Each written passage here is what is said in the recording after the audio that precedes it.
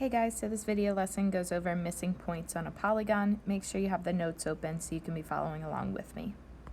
Alright, so on the right hand side you see we have a graph. We have 3 points on this graph. Our goal is to find the missing point in order to make this a rectangle. So the first thing I like to do is connect the dots that I do have. So let's go to our graph and we're just going to connect those points.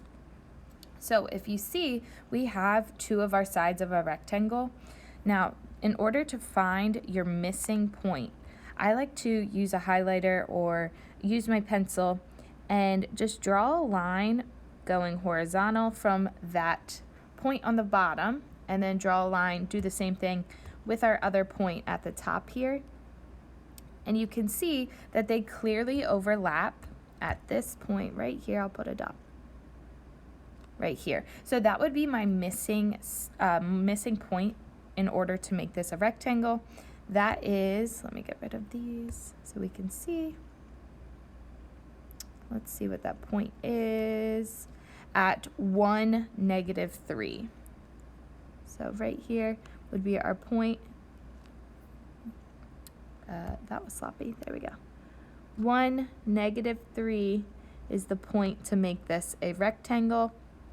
So 1, -3.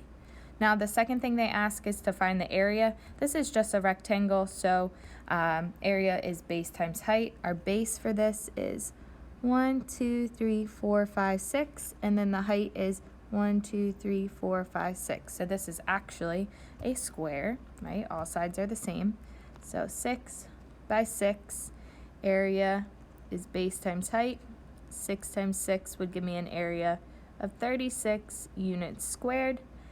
And then third thing they ask, what is the perimeter? Well, if all sides are 6, we could either do 6 times 4 because we have 4 sides, or you could do 6 plus 6 plus 6 plus 6.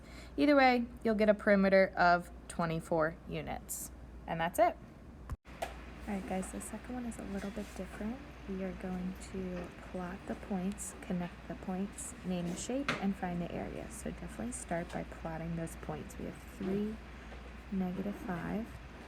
We have -3, -5. And then we have 0, 1.